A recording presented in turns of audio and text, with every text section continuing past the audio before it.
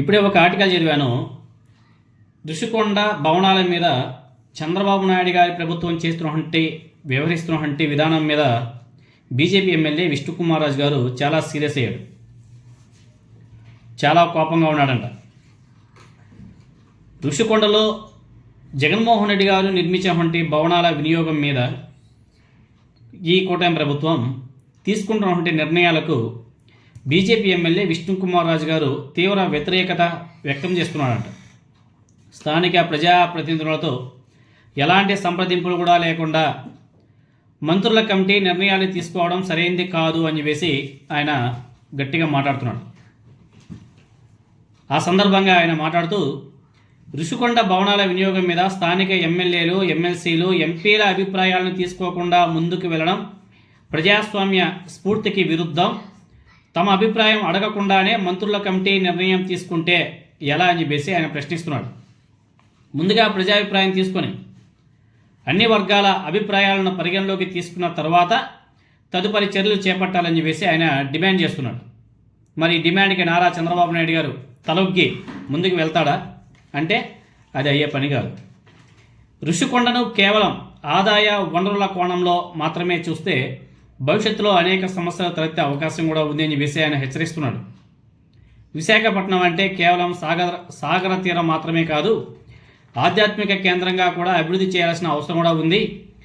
ఋషికొండను తిరుమల తిరుపతి దేవస్థానానికి చెందినటువంటి శ్రీ వెంకటేశ్వర స్వామి ఆలయానికి అనుబంధంగా అభివృద్ధి చేయాలన్న అభిప్రాయాన్ని ఆయన వ్యక్తం చేశారు. ఎందుకంటే ఆయన బీజేపీ ఎమ్మెల్యే కదా, కాబట్టి ఆయన వేళ ఆయన మాట్లాడుకుంటున్నారు. అదేవిధంగా హోటళ్లకు కేటాయించడం ద్వారా ఋషికొండను సామాన్య ప్రజల నుంచి దూరం చేసే పరిస్థితి ఏర్పడుతుంది అని చెప్పేసి విష్ణుకుమార్ రాజు గారు కూటమి ప్రభుత్వం మీద, నారా చంద్రబాబు నాయుడు గారి మీద విమర్శలు చేస్తున్నాడు. స్టార్ హోటళ్లకు వెళ్ళి భోజనం చేస్తే సామాన్యుల పాకెట్స్ ఖాళీ అవుతాయని చెప్పేసి ఆయన వ్యాఖ్యానించాడు. అందుకే ఋషికొండ భవనాల వినియోగం మీద ప్రజలకు మేలు చేసేలా, అందరికీ అందుబాటులో ఉండే విధంగా ప్రభుత్వం ఆలోచించాలి అని చెప్పేసి ఆయన కొన్ని సూచనలు కూడా ఇస్తున్నాడు. ప్రజాప్రతినిధులు ప్రజల అభిప్రాయాలను పరిగణలోకి తీసుకొని సమగ్ర నిర్ణయం తీసుకోవాలని చెప్పేసి ఆయన కూటమి ప్రభుత్వాన్ని కోరుతున్నాడు. సో ఈయన చెప్పినంత మాత్రాన నారా చంద్రబాబు నాయుడు గారు పాటిస్తాడా అంటే క్వశ్చన్ మార్క్ అని మిగిలిపోతుంది. కాబట్టి అది అయ్యే పరిస్థితి కాదు. ఎందుకంటే కోటికి పైగా ప్రజలు వ్యతిరేకిస్తున్నటువంటి పీపీపీ విధానం, ప్రభుత్వ మెడికల్ కళాశాలను ప్రైవేట్ వ్యక్తుల చేతుల్లో పెట్టడాన్ని వ్యతిరేకిస్తుంటేనే నారా చంద్రబాబు నాయుడు గారు వెనక్కి తగ్గకుండా ఇంకా ముందుకే వెళ్తున్నాడు. ఒక్కరు వచ్చినా పర్లేదు వాళ్ళకి ఇచ్చేసండి అన్న రీతిలో నారా చంద్రబాబు నాయుడు గారు నిన్న కూడా మీటింగ్ పెట్టి మాట్లాడాడు. అలాంటిది విష్ణుకుమార్ రాజు గారు మాట్లాడే మాటలను నారా చంద్రబాబు నాయుడు గారు పరిగణలోకి తీసుకొని ఆయన ఇచ్చినటువంటి సూచనలు తీసుకొని ముందుకు వెళ్తాడా అంటే అదొక పెద్ద ప్రశ్నార్థకమే. ఇంకా ఋషికొండ భవనాల విషయానికి వస్తే అవి అద్భుతమైనటువంటి భవనాలు, 200 కోట్లతో జగన్మోహన్ గారు నిర్మించినటువంటి భవనాలు, అద్భుతమైన భవనాలు.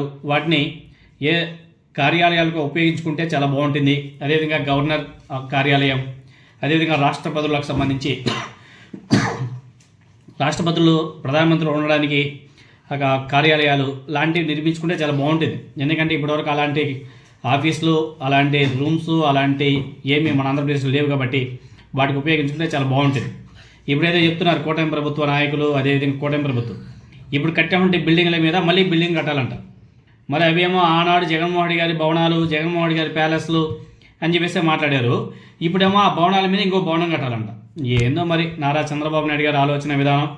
మరి కూటమి పార్టీలో ఉన్నటువంటి కొంతమంది ఎమ్మెల్యేలు వ్యతిరేకిస్తున్నారు. మరి ఇది